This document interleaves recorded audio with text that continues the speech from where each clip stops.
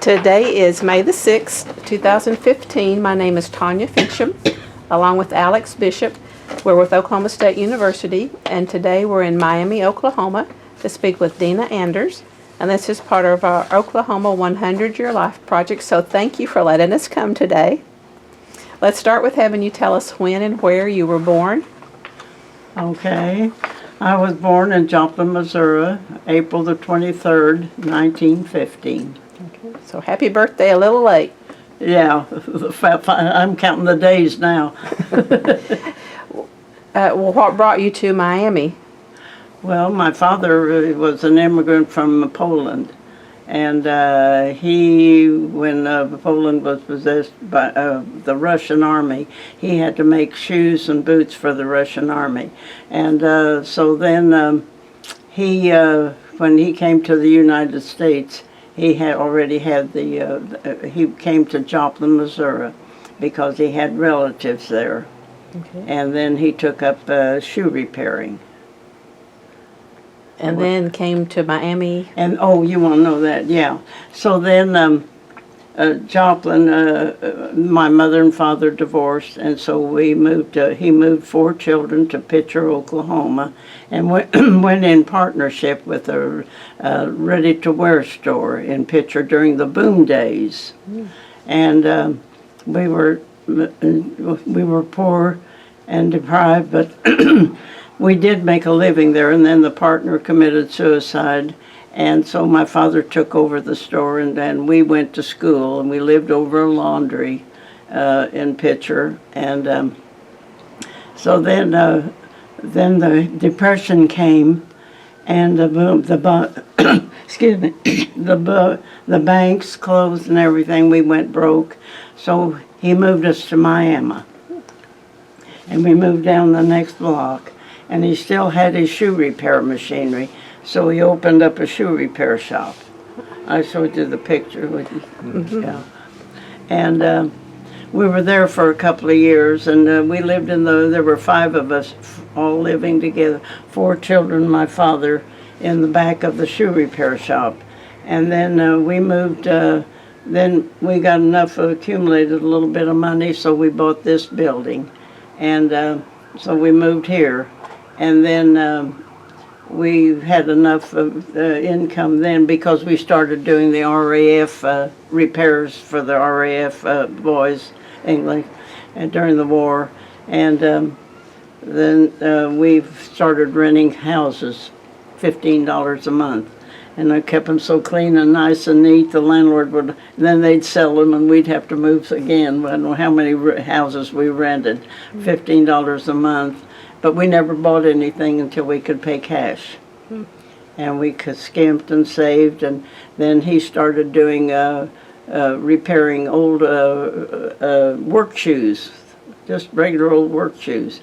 And he hired a shoe repairman, and they put the soles and heels on those shoes and shined them up and brought them up to first-class shape and started selling them for $1.98. And then we would sell the shoes that customers wouldn't pick up from repair. We would sell those, and some of them were ladies' shoes. So then he started going to St. Louis and buying damaged ladies' shoes. They may have a cut or a slit or the dye or something, and he would buy cases of them. And we had a different storefront. I have the pictures of before, and he would put those shoes in the window, and the woman would see that shoe she'd want it. Well, I had to wait on her because we didn't have another pair of that size. So I had to sell her that damaged shoe after she made another selection, and she would sit there and wait till he sewed or polished or whatever.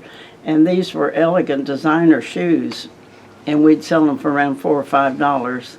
And that's how we got started in the ladies' shoes. And then I had some friends, that were very close friends, had a elegant shoe store in the next block. This town was gorgeous at one time. And they became very close friends, and he went to market because he would have the shoe show market. They would have all kinds of brands and designers. And so one time he took me with him, and I bought a line of shoes, American Girl. I've got pictures. And they were all sizes. I could buy one style and buy all sizes. So I could fit a woman. I could get down on that footstool and fit her and make her, the shoe appealing to her good enough that she would want to buy them. And so then I started, I liked that real well. So then I started going to market more, and the salesmen started calling on me too, because I got to be a good account. We worked hard on selling them, and I had a big following.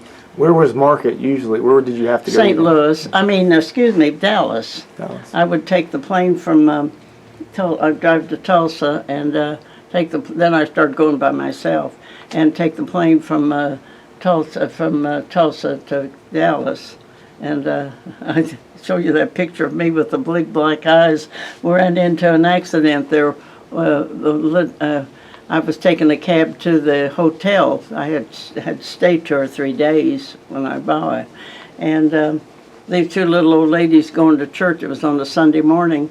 And they stopped right in front of the cab, and the cab threw me against its seat. You got to see that picture. And I had a concussion, so I had to turn around and go home. Oh my gosh. But anyway, that was another experience. But then I started going to Kansas City market. I've been to New York market. I've been to Dallas and St. Louis. So, and then I started. Then I went in with this company, this big company, that international shoe company, and they were the biggest in the world at the time. And these two salesmen, they'd come in here, the ladies and the men salesmen. And this company had a big offer for people that would just carry their lines. And they were so good. They were wonderful shoes. And Paul, you've heard of them, Paul Parrott and Red Goose shoes. And so they had they had set up a deal where I could buy, if I would go on their plan, that they would remodel my store. They would fix my building's design and windows for me, and I would have to buy all the men's shoes from them, all the children's shoes from them, and the ladies' shoes and the dress shoes and the work shoes, and then I had the tap shoes, and then I had cowboy boots all the way up there. And we had a big business and a big shoe store, but then this company, they would send the salesmen. They helped me take inventory. They set up my bookkeeping plan, and they gave me they gave me that sign out there. That's new. It's just been replaced. But they went out of business, and so I'm on my own for several years now. And buying habits have changed. The salesmen don't call on you anymore. You don't have the same one the next season. When it's time to buy your spring and summer shoes, you have to find them, they have to call in, find who they are. And then my Clark salesman, he's the only one that's remaining that's still the salesman that I ever knew when I first started buying. So, and I call him, and he sends me the catalogs and sends me everything and marks the shoes that he sold well at market. And then Phyllis and I work them out, and we'll buy about $7,000 worth of shoes a season, and get stuck with a lot of them. But anyway, that's how we started our buying, on our own. And now it's hard being in business, because the shoes are all on QVC, they're online, and they have every dress shop carries shoes and my lines, and then you have shoe catalogs that they pay the shipment, and then the next time you get 20% off, and incentives. All have incentives. When you stop me when you want to. No, you're doing great. And they had great incentives today. And I can't compete with it. I had a pair of shoes on last month, and this lady wanted me to get them for her, and we carry the line. I've got a whole wall of them. And I ordered her a pair. They're out. and then you pick up this magazine, and you can buy all you want to for $90. But they refused me, and I have excellent credit rating. I just got a letter from SAS, San Antonio Shoe Company, and they admire me and my good bookkeeping and my fast payments and credit. So you still keep the books today on your own? Well, no, I let her do the daily sheets, and then I I have an accountant right down the street. She'll be in this, let's see, today's the what, the 6th? Okay, she'll be in the 10th and pick up everything, my whole monthly records and my investments, and then she will, then I get my monthly statement and I check that off with my daily receipts. And I know I don't balance because these credit card things drive me crazy. So anyway, I give them all to her, and she'll balance them, and she'll show me where my mistake was or what I did. But she does everything for me. I do nothing, and Phyllis does the daily sheet. So I don't do that anymore. But boy, if we run into a shortage or something, we start digging. Is your closet full of shoes at home? Honey, people think I do, and I'm the hardest person you ever saw. I've got customers that are nicer than I am, harder to fit. My foot is so long and narrow, and I specialize in narrow widths. That is the secret. I mean, not a secret, but that's where my income in business comes from, is from my narrow widths. You cannot buy a narrow width in Joplin. You can't all the way to Tulsa. And then you have to get in designer $200 or $300 shoes. So I don't buy shoes unless I can buy narrow widths. And if they don't send my narrow widths, I'm right on top of them. But you think they care? They couldn't care less. But anyway, that's where my business is, in narrow widths, fitting customers. But no, I don't have a closet. I do have, but you know why?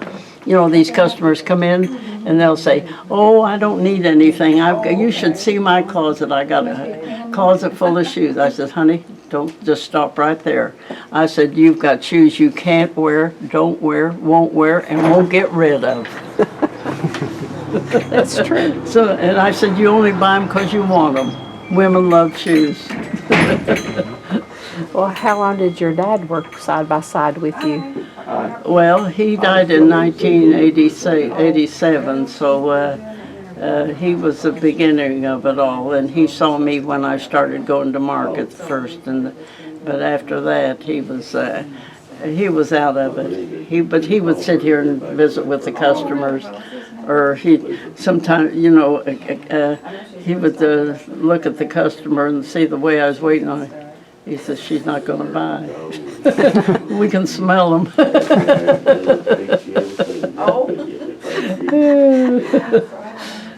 Did you pick one style at some point that was just a total mistake? Oh, sure. See that right there? That's going back. I'm tired of keeping their misfits in their shoes. Those all we're waiting for. Phyllis calls, gets the main one, the most man from that. That's International Shoe Company, and we gave them the sizes and the pairage and everything. The shoes gap open before you even put them on them. I'm tired of keeping their mistakes. So. Now you mentioned Phyllis. Is she a employee? She's been here 39 years. She won the award at a big banquet the other night for being the oldest employee there. So she's been with you for 39 years. 39, and the other one's been here 24. She's off today. Wednesday, her day off. So when do you work? 6 days a week. How many hours a week? Well, I get here about 10:30, and then Monday I work till 5, and Tuesday I take off sometimes around 3 or 4 o'clock, and then Wednesday I'm full time. Friday and Saturday we used to, but they opened till 10 o'clock at night. We had stores all along, and people, and the farmers and all came to town to buy groceries, and some of them would come early and park to get a parking place, and we would have to, and then they'd have upstairs, they'd have the dances, Leon and the boys, up there, and the Demolay dances, and it was just mobbed. And they had the movies next door too, and they would line up all the way around the corner. So we stayed open till 10 o'clock at night, and we didn't have any transportation. We never owned a car all the time I was grown. And my father and I, after my sisters and brother married and left, we would walk. We would walk home at 10 o'clock at night. Everybody else was going out celebrating, but not me. I had to go home. How far a walk was it from your business? How far would you walk? Well, sometimes it was F Street, that's A, B, C, D, E, F. And then sometimes it was on B Northwest. We had different, just rental houses. We didn't own a house till 1960. And then I bought a little house on F Street, paid $11,000 for it, but I paid cash. And then later I bought a car. But I went all through school. I walked every block all the way to school. And it was way out west of town, east of town. And I walked to college. It rained or storm. And when we lived in Pitcher, I walked over the mining fields, and I walked over chat piles. So I walked. It wasn't easy. Where did you go to school? Well, I went to school at Joplin. I went to school at Pitcher, and then I graduated here. From Miami? I cried when we left Pitcher. I love Pitcher. It sure has changed a lot, Oh, hasn't honey, it? it's dead. It's gone. It's gone. It's gone. Was there a train you said one time, or people have said there was a streetcar. I used to pay a nickel when I could find one, and take the trolley all the way down to the railroad tracks, and then walk the rest of the way to the swimming pool. The swimming pool's way down there. Miami's changed some too, I honey, guess. Well, yes, and I've changed with it too. I'm lazy. If I can't find a good place to park, I don't care if you hit my car, I'm going to park as close as I can if I go to Walmart. And I go to McDonald's every morning. I have for 20 years. And all I have is coffee and orange juice, and I read my Tulsa paper. And then I go home and have breakfast. My bran and milk and banana. And then I come to work. And then I'll stay most of the day. But one day, they have a group of old men that come around, sit around in the section there. They all have a good time. And so one of these guys, I parked one morning, and one of the waitresses came over to me and said, "Dena, somebody hit your car." Says, "I know who it is." It said Jerry Orchid, because he had the jewelry shop down there, and he was a sick man anyway. He gambled and lost them thousands and made thousands, and so. But anyway, she says, "Here's his tag number, and you know who I'm talking about." And I said, "Yes." So, but he drove off, and he hit the whole side. I mean, that whole side of that car was dented in. I couldn't even open the door, and but he went out to the stables, the gambling place, and didn't even say anything. So I had to call the police, to report it. And I told her where he was. So they went out there. And he told them that he had already talked to me about it, which he didn't like. But anyway, he had to pay for it. Good for you. And that was a big deal. But I got it fixed again, so I don't care. I know a woman, I was reading about that woman talking about they bought a new car when she was 100. I got a notion. But I got another one that'll beat that one. I think I'll keep this one. What did your brothers and sisters show any interest in the business? They did. They were all active, but they fell in love with other people, and they had to leave. They left town. Moved out. My one sister went to California, my oldest sister, and my younger sister, she went to Washington with her husband. They ran off and got married, like they did years ago. And my brother did likewise, California. And he loved this business. He worked out of California in the big shoe companies, and he was the highest paid man. But he could have had this, but he died mad at me because when my father died and I doled out the will, you know, I made it all up because it's mine. I earned it. And he didn't think he got his share, so he never felt good about it. And he had nothing to do with it later. And have you ever been married? No, that's my secret of success. And no kids. Your secret to longevity? Longevity. That's what. And then they say my diet: onions, garlic, and jalapeno peppers. Really? Really, the hotter the better. Ooh, not me. You too? No, not me. A coward. Pretty much. I can eat those. I went out to Arby's and got one of their sandwiches not too long ago, and they have this the peppers and the onions and the pickles, you know. So I got that little cup while they were making my order and filled that and stood there eating them while he was giving my sandwich. He couldn't believe it. He says, "I'll give you a carton for those." But it's fun. Did you ever think you'd make it to 100? Oh no. First in your I family? didn't anticipate anything like that. Well, age didn't make it. I didn't know what I was going to, how or when I was going to die. And I didn't know to make any plans till I got the lawyer last month and I changed it all over. All over. All my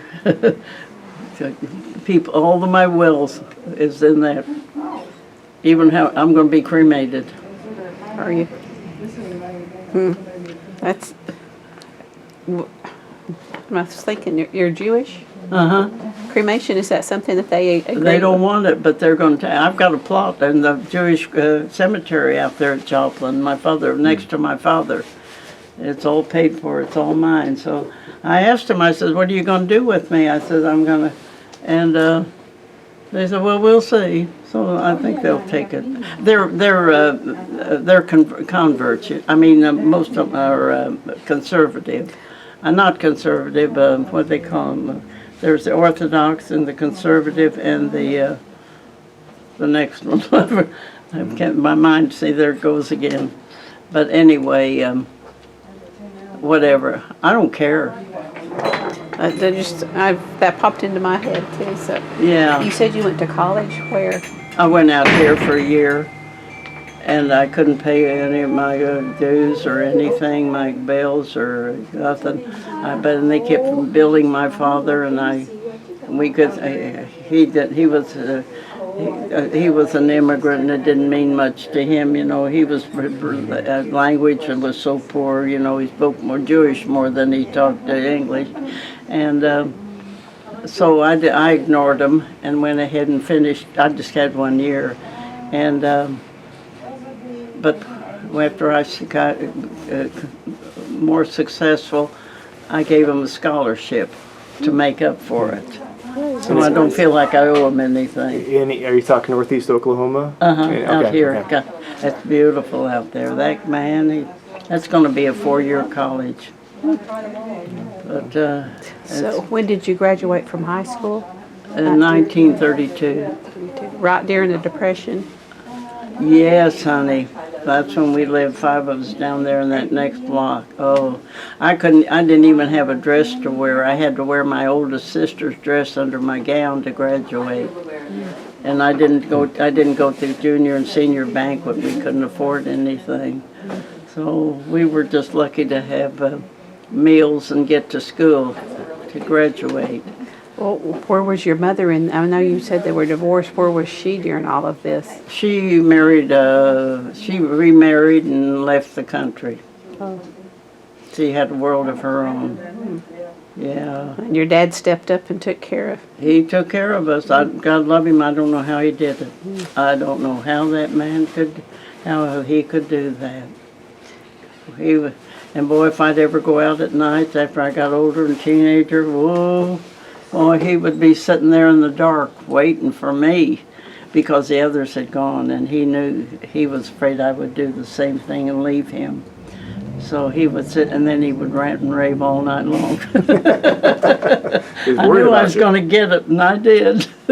He was worried. He was worried about where I was and who I was with. Well, who did the cooking? Me. Did you? For all five of you? He taught us how to cook.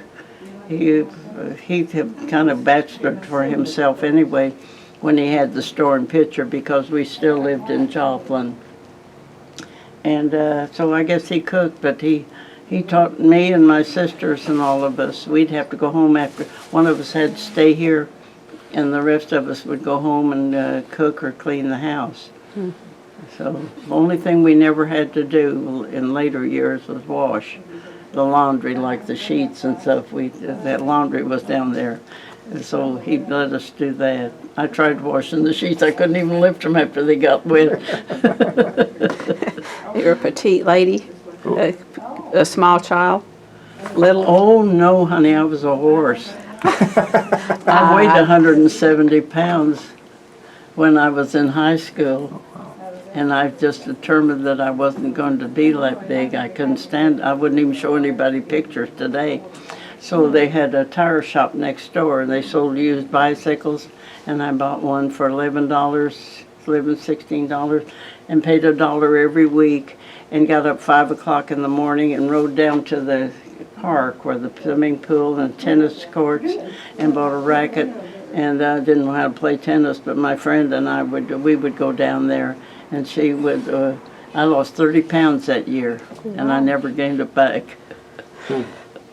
Yeah, I was big and fat. I cooked and ate all the time. That's all I did. Go home and eat. It's the Coleman Theater that's down the street. Is that what you were referring to earlier? The Coleman? About what? When you said they were lined up? No, honey, next door. Right next door Oh, was right the next Glory door. B Theater. Okay. Yeah, Glory B. Glory And they B. had all the cowboy pictures and all of them at that time. But then they had a lot going on at the building next door upstairs too.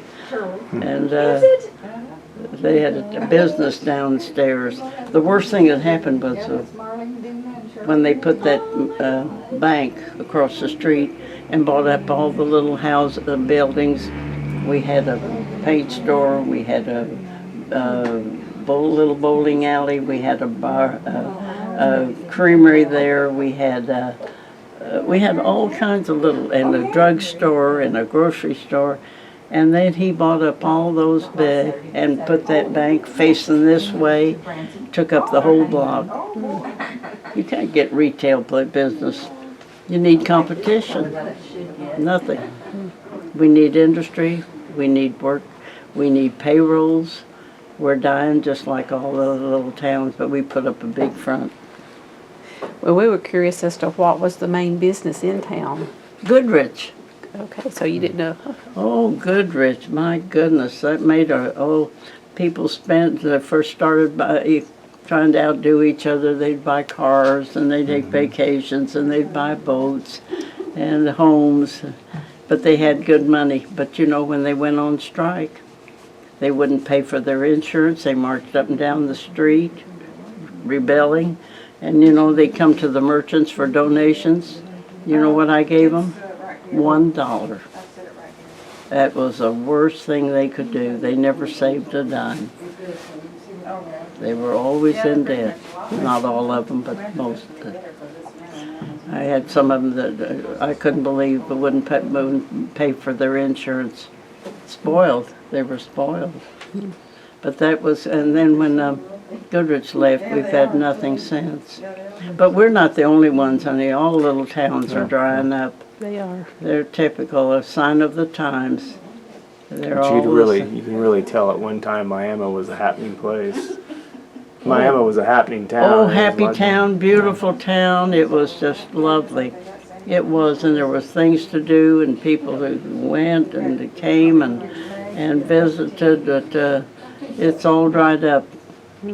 But it's just a sign of the times. I'm one of the very, very few independent merchants, shoe merchants left.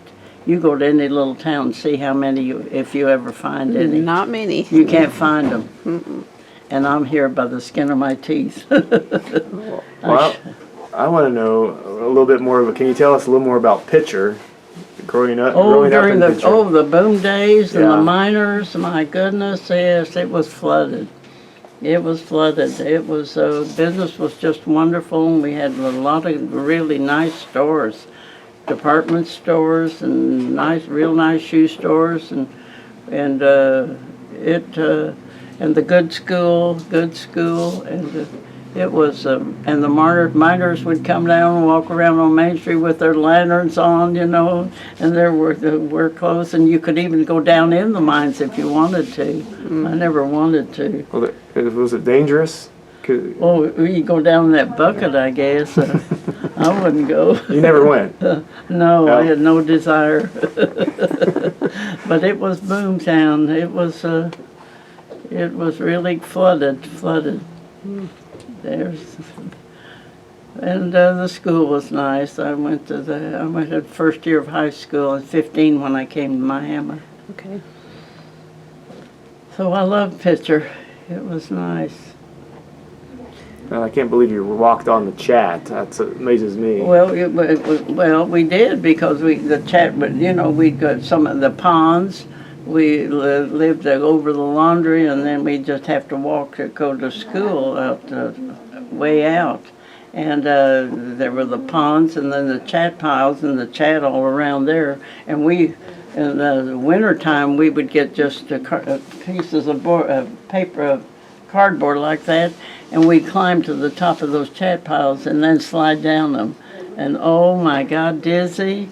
Oh, one time I rolled down it, and I was sick at my stomach. I couldn't stand up. And you didn't get in trouble for doing that? No, we all did it. We all did. Some of them drowned in the pond, and they had a pond there, you know, from the mines. It was dangerous. It was very dangerous, yeah. And your father wouldn't worry about you? He'd just say go? Well, sure, that's all he could do. We had to go to school. We had to walk.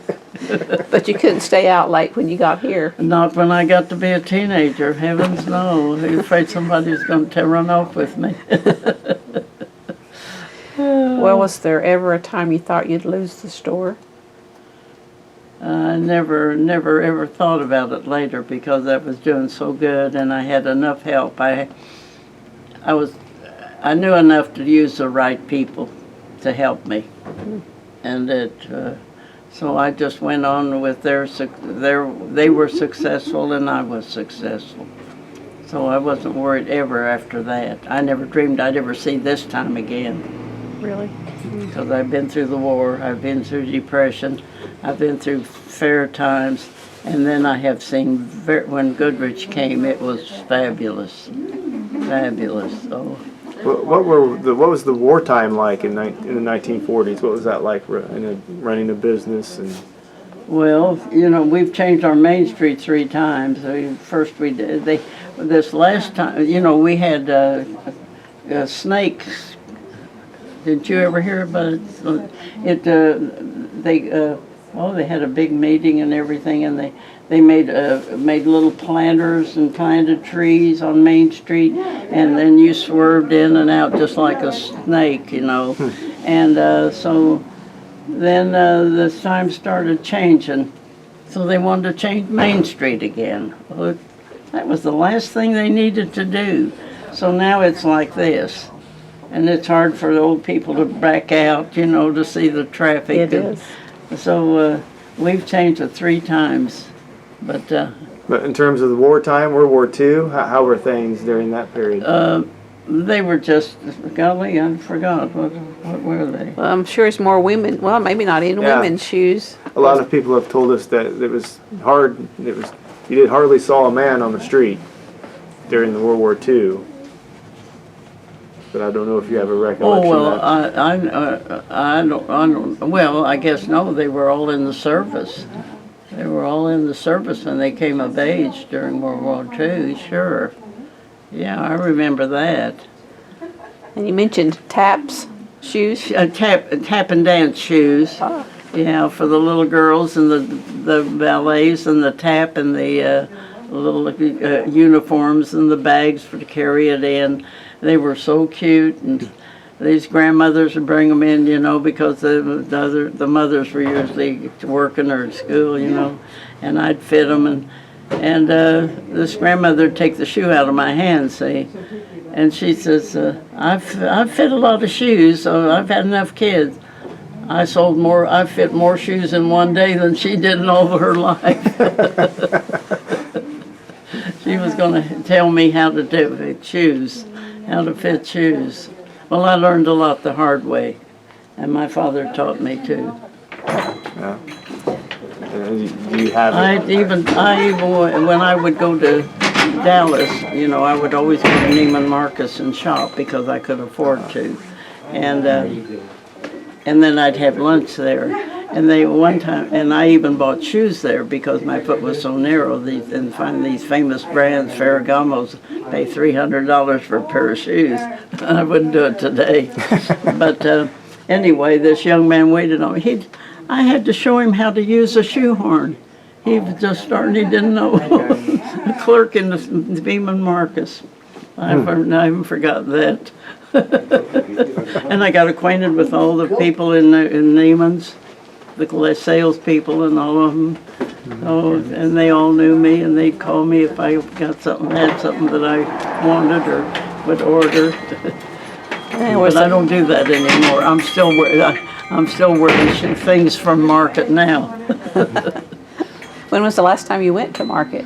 Well, it's been about 10 years ago. Yeah, Do you mostly buy catalog now? I do. I work with I try to get a hold of the rep, they call them reps, represent what the salespeople, whoever they are, and it's a new one. Sometimes they're women now, sometimes it's a new one every season, and have to tell her how we want it and how we want the catalogs and the ones that but now the market has changed so much that my Naturalizer brand, one of my best-selling brands, the salesperson, he called on me a couple of weeks ago. I've already placed my fall order, $4,000, and just for fall, and he calls on me, and I said, "How come?" He says, "There's only 3 of us left." He says, "We don't even go to the shoe show anymore in Dallas because the attendance is so poor." The shoes, they don't have the people like me anymore. They don't have the salespeople, the merchants to come and buy anymore. The big boys are all buying them, and they have their own, they may have meetings and get their own salesmen, and they all have a meeting and they all agree on. So I'm glad I quit. I miss it because I had fun. At one time it was elegant. Oh, it was wonderful. They entertained us so royally and had a big banquet and dinner dance, and now you're lucky if you get a sandwich. The last time I went, and you stood in line. Well, styles have changed or come and gone and come Honey, back I've around seen again. all these styles that they're seeing today. I've crippled more women than they'll ever see today. Crippled. Yeah, because of these high wedges, you know. I know the designer that years ago when I first going in the 90s, he was there and had his own room and had these high heel wedges, and I would buy from him, and he'd sit there and popping popcorn in his mouth, and his salesman was showing me the shoes. And so women would buy those high heel wedges, and one woman said I crippled her because she broke her ankles. It was so high she turned. And then we had those high heel 5 inches. Honey, I had those. They were gorgeous. They were elegant. They think they're new today. And we had little grates in the sidewalks years ago, and they'd get them caught in there, and the heel would fall off, and they would have to walk home without their shoes on because they were just terrible, and you couldn't repair them. And they think this is all new today. I've seen it all. In the earlier days, he repaired shoes as well as sold them. When did he stop doing repairs? When I started going to market, and we quit carrying the secondhand shoes. Okay. And then we didn't have any shelving. We just had tables. We didn't have any shelving when we moved here. This was first an old undertaker home, and then later it was a garage, and it was terrible. It had holes in the concrete, you know, from the sheet, and then we couldn't afford any heat, so we had a coal stove right there in the middle, and we had a big back door in where the garage was, you know, and they would deliver a ton of coal. And we had another shoe repairman, and he would get the coal bucket and fill it and then to heat the stove. And you'd have to sit this way to get warm and turn around this way. And it was filthy. It was filthy. And then later, they had this tire shop that's across the street. And this fellow was moved over to he got to be big time. And he had electric heater up there, and he felt sorry for my father, and so he gave us his, and we had it over there in the corner. That was our first heat. So I've talked too much. No, you've done great. And the cowboy boots. They were 5 deep high, and I'd have to climb up there and get those 5 deep. Sometimes I couldn't even sell them. They wouldn't buy them, but... And then one time I climbed in the window to get a size, and I broke the window out. I felt that it didn't hurt. It's a wonder I didn't cut myself to pieces because I broke the glass. But I've done it, honey. I've done it all. I even had muscles. Did you ever have any stories about a particular customers that were... Well, I remember a lot of them, but I'd have to be reminded. Any particular that stand out in your mind? Difficult or quirky or... We still get those. Most of them are really nice, really lovely ladies. But years ago, I guess I did have, but I don't remember. So it's mostly women's shoes now, or all women's? All women's. Except for the Thunder shoe? Except my Kevin Durant, size 18. Of course, the other... They gave me a whole kit. And did you see the one where I had the Thunder shirt on? No. Well, I went to a big reception they had for me out here. And, well, they gave me 100 roses, and each person would have a rose, and they would bring it to me. And I stood up for 3 hours. But anyway, that's one gave me a whole cadoodle from Thunder that you can order them. And so she gave me that. And his shoe, and I just went in the back room and I said, honey, let's put this on. I'll show you the picture if you want. I put the whole shirt on Thunder. It was in the paper, and I guess you didn't see it. Did you see the one with the full picture, the whole back page? No, I haven't seen that yet. The whole back page of me. They couldn't do any better. Oh, I couldn't believe it. I couldn't believe it. So for your 100th, they had a celebration? Oh, yeah. Oh, you should see all the proclamations. The president, I got a card from the president. I didn't care about him, but it did come from the White House. That made me proud. And out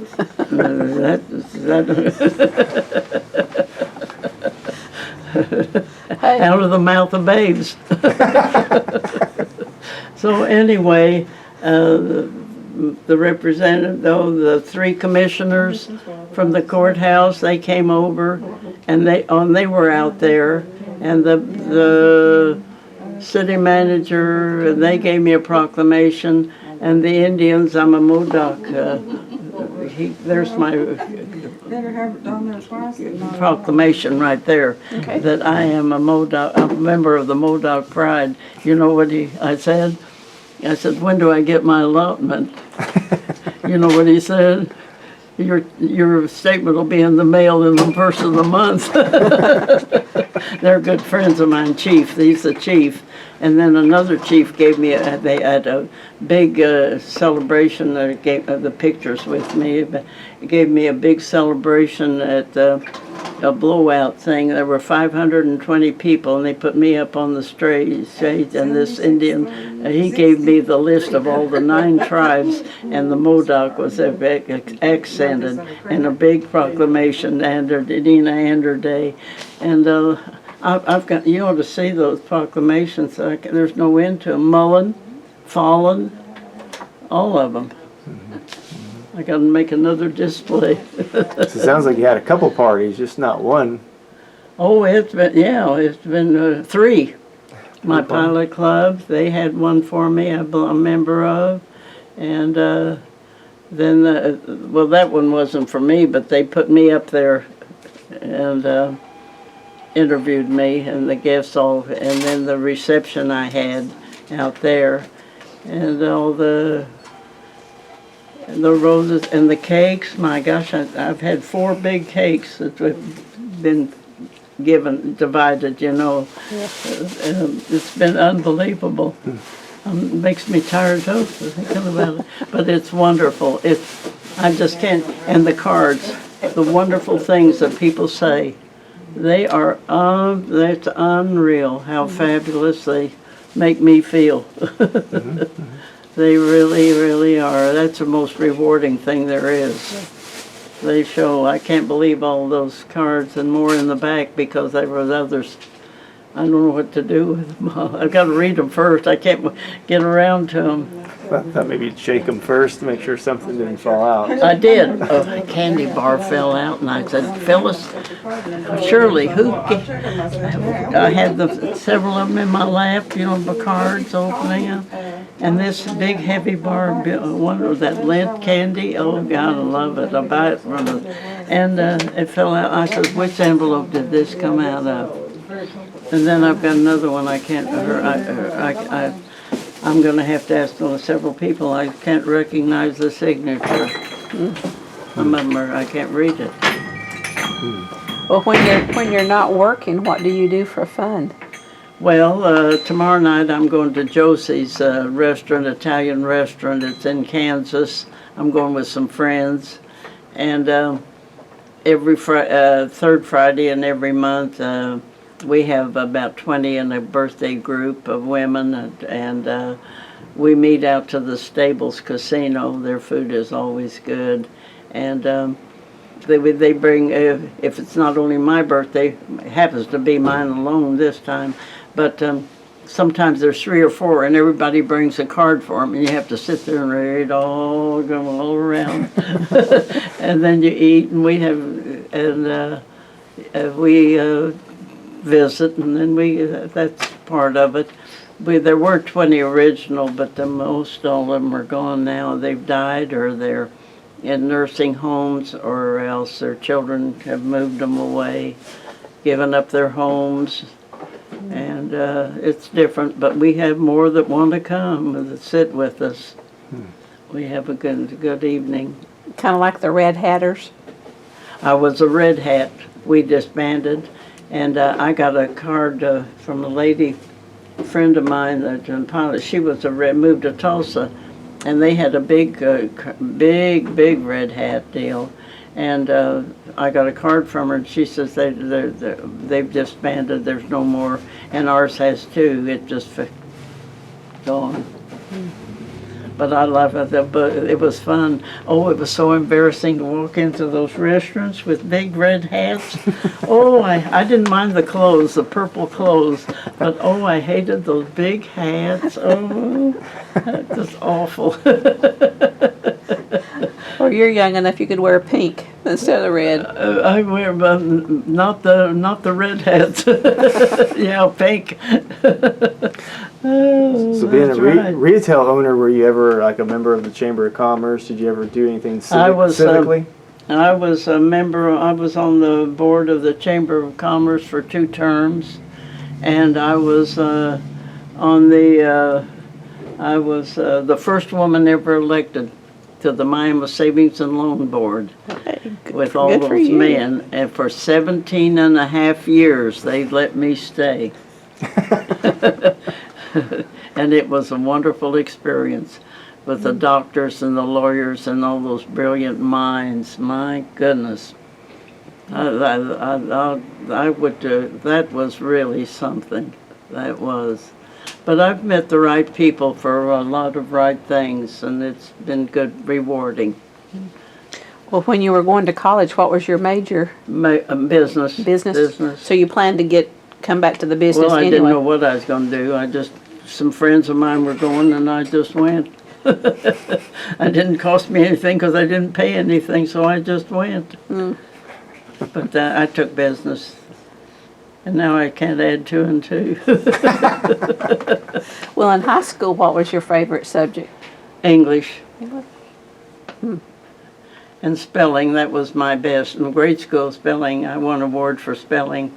And so that's helped me along the way. Did you play sports in high school? Basketball, yeah. I was the last, I lettered in basketball. That was the last year they had ladies teams. And I lettered in.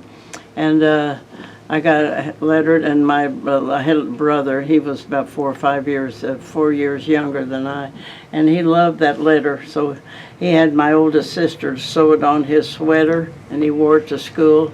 And boy, they got him down, those football boys, and they took that sweater off of him. He didn't earn it, so he couldn't wear it.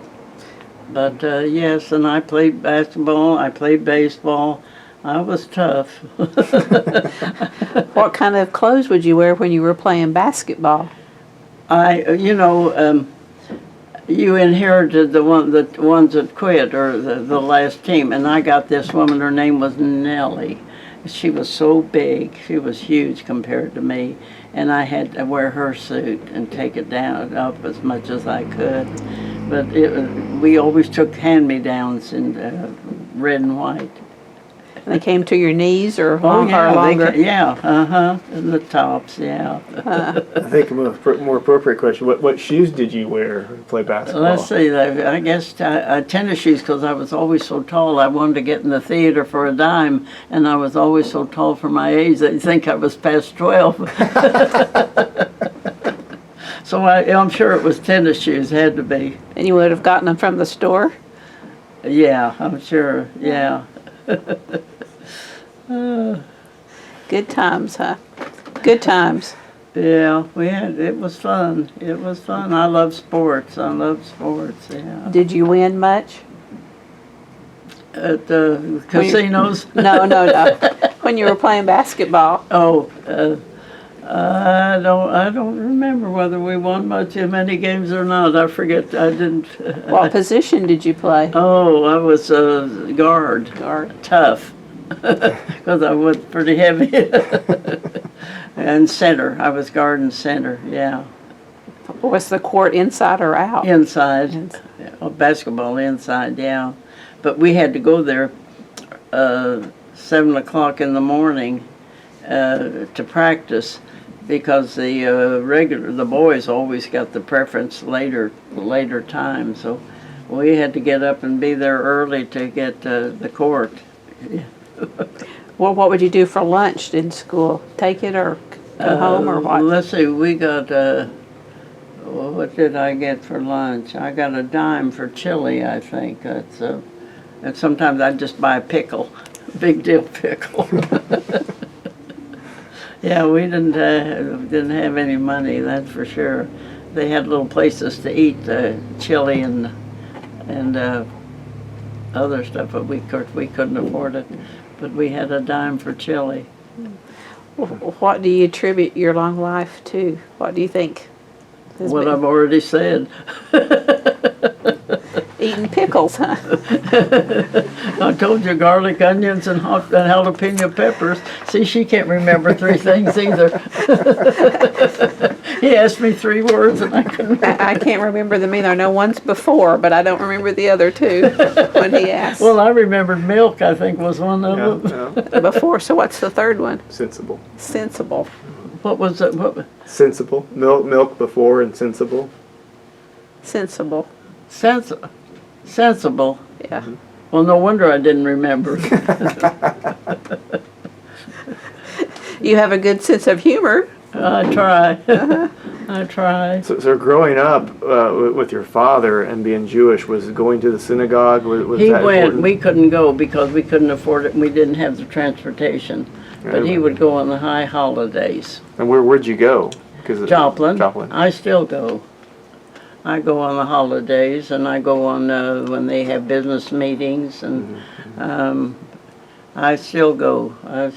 In fact, they had a big deal for me the 10th, let's see, May the 9th. I think it was, anyway, I was there a couple of weeks ago Sunday.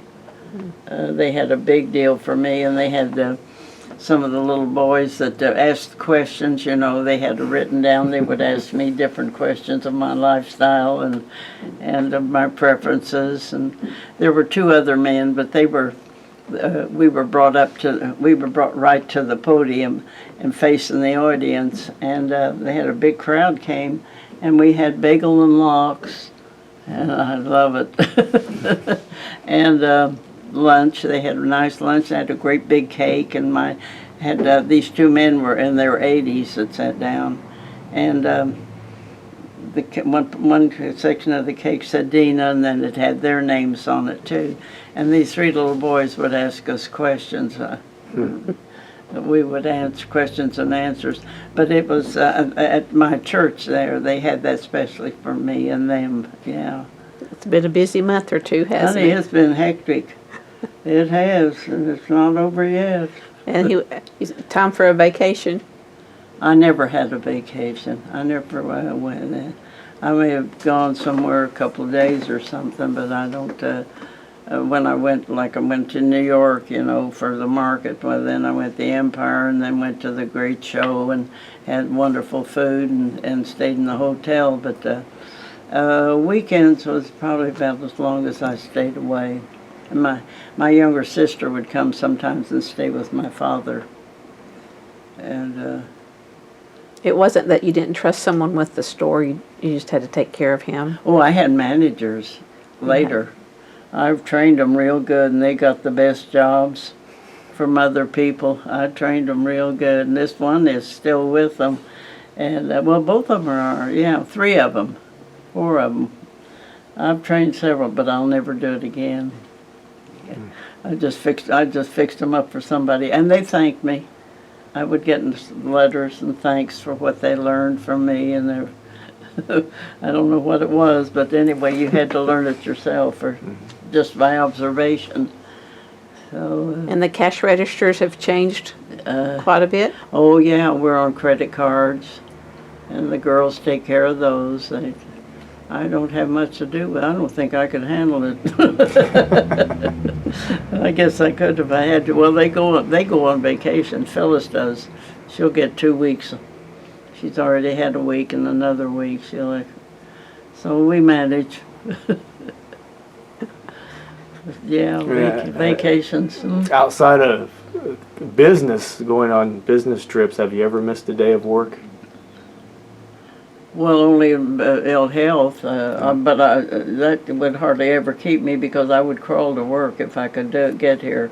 My question is kind of, I don't know if it's within, but at 100, why go to work? Why work at 100 years Because of I age? can't stay home. And I'm not one to really just look for something to do outgoing. I wouldn't. I get more invites than I invite. And because I am a loner, really. And I love being with people, and I still go with friends. and clubs and things, but I would stay home. I would sleep till noon. I'm lazy. I don't do any housework. I've got a cleaning lady. I've got a yard man. And the only thing I have to do is my sheets and my clothes. Are you still And I able, hate to see Sunday. you wash your sheets, are you still able to lift them? In the washing machine. I have to throw them in there and wash them and dry them, and I get up at 6 o'clock on Sundays. Well, I get up around 6:16 every morning anyway, but I do my sheets every week and make up my bed, and I hate to make up that bed. I'm not very good at it. I never get them, the sheets of the top sheet the way I want it. Did you ever come close to getting married? Oh, yeah, I've had offers, but I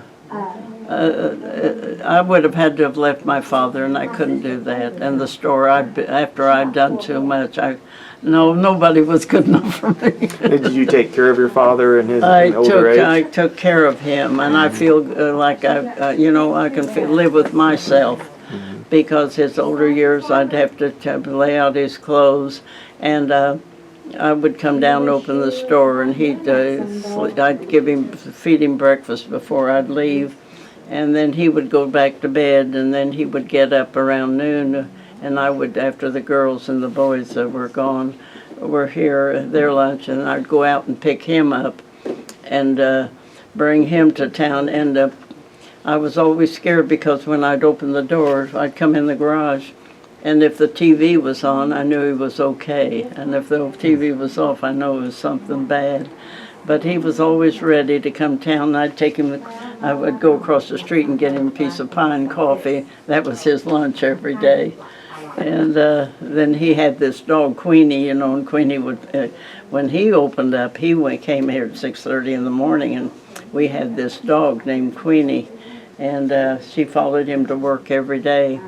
And then my sister and brother would take Queenie home. And then Queenie's you'll see Queenie on that picture there on the counter with the shoe repairman. And one morning we came looking for Queenie, and somebody had poisoned her in the alley back there after 11 years. So, but no, I'd bathe him, and he would bathe himself, and I'd come in and wash his back and help him get up and put his clothes out, and I fed him always. And I was a bridge player. My Lord, I played bridge almost every night. They would rap on my windows years ago, and they'd say, "Dena, we need a fourth." And then I got to play regular bridge, and we would go to tournaments in Tulsa and Joplin, and I won honor awards I had this same partner. I played bridge constantly, but I don't play anymore, but I never miss a bridge hand in the Tulsa, and they don't do it in Tulsa, in Miami paper. I always look for my bridge hand. It's becoming a lost game in a way. A what? Bridge is becoming one of those card games that you don't see as often being played. Oh, yeah, that's right. That they do what? I don't understand what you're saying. Well, bridge is one of those card games that is kind of being lost. It's kind of a game that's not being played as often. It's a science. It's a scientific game, yeah. Yeah, and the younger generations aren't playing it. They're not in anything. They don't care. We try to get them in clubs. You can't get young people for anything. I keep saying I belong to the senior center out here. It's a lovely place. And I'm going on a trip with them to Branson on this Bell boat. Yeah, the 21st. And I try to get somebody to teach bridge. And I don't play anymore. I quit. And for my business took care of everything. So anyway, they won't do it. And nobody wants to teach it, and they can't get new members. The Legion Hall can't get new members. Our pilot club, we can't get young members. They don't want to join anything. I don't know with this generation. I was reading an article in Tulsa World this morning, this woman that taught school, and that went to school, and this teacher in English, her English class, and her teacher wouldn't let any of them leave until they learned the difference between a salad fork and a dinner fork, and how to introduce people. And they don't know how to do that anymore. Manners, no. They don't do that either. And the young ones, they're missing a lot. They're rude, very rude. Just too attached to their cell phones. That's it. That's it. It's another world. Or am I going to say all this? If anybody wants to say all this, You're doing good. How much longer do you think you'll have the store? honey. Have you planned, or do you? Well, it think looks like they're pushing me awful hard. They're pushing me. It's getting real bad now because I'm holding on just by a shoestring, and it's getting too hard. It's too many losses. The construction, and I don't get any priority. She called this morning, the lady wants some fill-ins. Nobody answers the phone, you have to call back, and they leave a number. A big company like that? Yeah, honey, it's a different world today. It's too hard, I can't cope with all of them anymore. I feel left out. I'm left out. So when you retire, what will you do? Well, I told you I'll probably eat. What is your favorite recipe or favorite dish to eat? Let's see. There's so many. I eat a half a avocado every day because I say that's healthy. I eat strawberries every day, and my favorite meal is hummus. Oh, the red pepper, that red pepper. It's a sweet red pepper. The cartons, yeah, and jalapeno dip. Those are my favorites, and chips. I don't cook anymore. Now, you said when you were younger you used to cook for your father. Did he have a particular meal that he? Oh, we always had meat. We always ate meat, roast and stews and chicken soup, and observed the holidays, the matzo balls, and I cooked all those. In fact, I did too. Our Passover was just lately, and I observed that for 8 days. So yeah. A matzo ball soup is an art. Yeah. Well, not anymore because they have the flour already ground, and the matzahs and everything, yeah. That's what do they call that? The Jewish penicillin. When you're sick, chicken noodle soup. Jewish mothers would give it to their children for sure. And I still eat a lot of it, but I don't cook it. I get the ready-made. You cheat. I cheat. You can tell it. My diet is just terrible. I could tell it. I think you look great. Well, I was sick September. I had bronchitis, and I was really sick because it was going around, still going around. And I'd go to the doctor and give me a prescription, and I'd take 2 or 3 days, and I was sick. I'd go up to him, I'd say, "I'm sick." He'd give me another prescription. They'd take my temperature, and I know him real well. His mother was one of my best friends. If you could give advice to someone that wants to live 100 years, what would you tell them? Well, just keep busy. Keep busy. There's so many things that others to think about than yourself and your family. Just think about your family. You have to take care of your obligations. And then just keep busy. And it can be rewarding.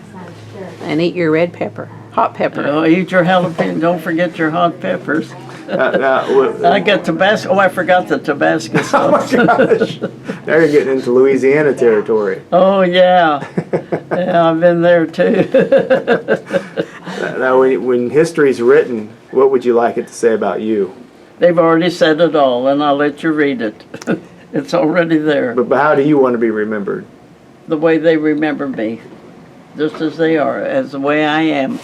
From those cards, from the wonderful things they say about me, if they still feel about me, that's enough compensation. I couldn't ask for anything more. Good.